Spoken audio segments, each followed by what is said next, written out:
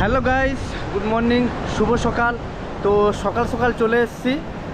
পিছনে ব্যাকগ্রাউন্ড দেখে তোমরা বুঝতেই পারছো কোথায় এসেছি আমি, ঠিক আছে। আর আমার পেছনে নৌকাটা রয়েছে, এই যে আমার পেছনে নৌকাটা রয়েছে দেখে বুঝতে পারছো, ঠিক আছে। তো প্রচুর পরিমাণে জল, মানে সমুদ্রের জল বেড়েছে। আর এখন অর্থাৎ সমুদ্রের পাশেই রয়েছি আর যাচ্ছি আমি তোমার দীঘা মোহনা।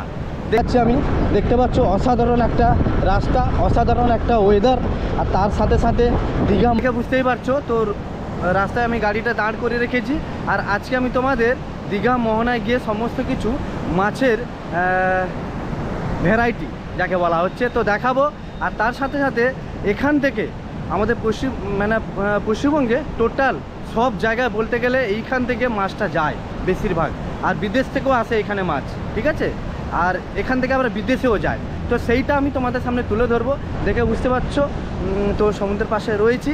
আর হ্যাঁ, সেটা আমি গাড়ি চালিয়ে এবং ব্লগের মাধ্যম দিয়ে দেখাবো সমস্ত কিছু। অবশ্যই তোমরা আমার সঙ্গে থেকো, ঠিক আছে। তো দেখতে পাচ্ছ সকাল সকাল ওয়েদারটা অসাধারণ একটা ওয়েদার, ঠিক আছে, দেখে বুঝতেই পারছো। চলো আর বেশি দেরি না করে আমি তোমাদের নিয়ে যাচ্ছি দীঘা মোহনা। এবারে রোড শো করে তোমাদের দেখানোর চেষ্টা করব, ঠিক আছে। আমার ঠিক সামনেই রয়েছে এই যে, ঠিক আছে। তো চলো যাওয়া যাক বেশি দেরি না করে। মেঘলা ওয়েদার, হালকা হালকা বৃষ্টি হচ্ছিল সকাল সকাল। ঠিক আমি সকাল সকাল চলে এলাম তোমাদের দেখানোর জন্য আমাদের দীঘা মোহনা, ঠিক আছে। দেখে বুঝতেই পারছো ডান দিকে সমুদ্র রয়েছে আর বাম দিকে রাস্তা রয়েছে, আর ঠিক সোজা রয়েছে দীঘা মোহনা। এবং সেই দীঘা মোহনার দৃশ্যটা আমি তোমাদের সামনে তুলে ধরবো। বিভিন্ন ধরনের মাছ এখানে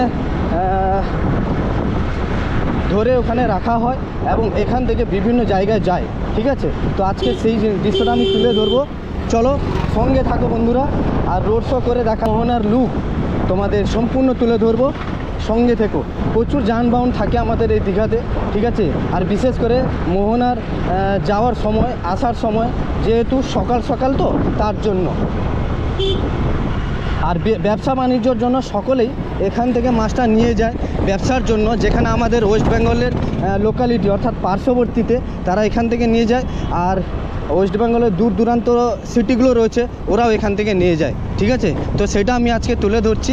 চলো মোহনার দৃশ্যটা দেখো, অসাধারণ তোমাদের লাগবে। বেশি কথা না বলে এগিয়ে যাই।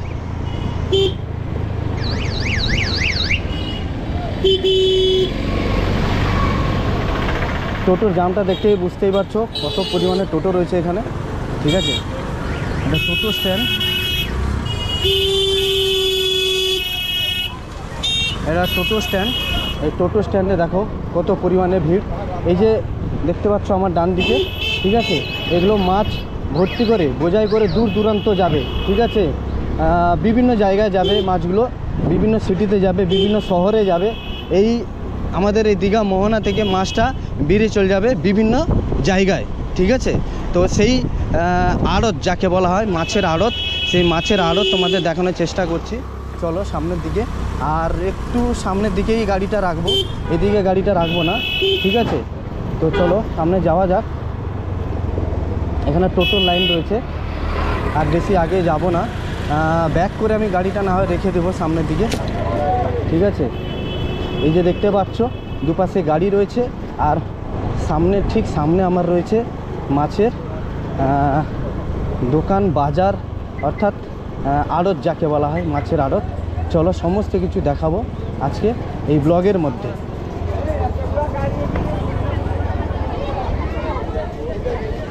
এই যে দেখতে পাচ্ছ আজ লোকের পরিমাণ, অর্থাৎ প্রচুর পরিমাণে ভিড় রয়েছে এই দীঘা মোহনাতে। মাছের ইয়েটা আমি তোমাদের দেখানোর চেষ্টা করব, ঠিক আছে। এখানে গাড়িটা রেখে দিচ্ছি আমি বর্তমান।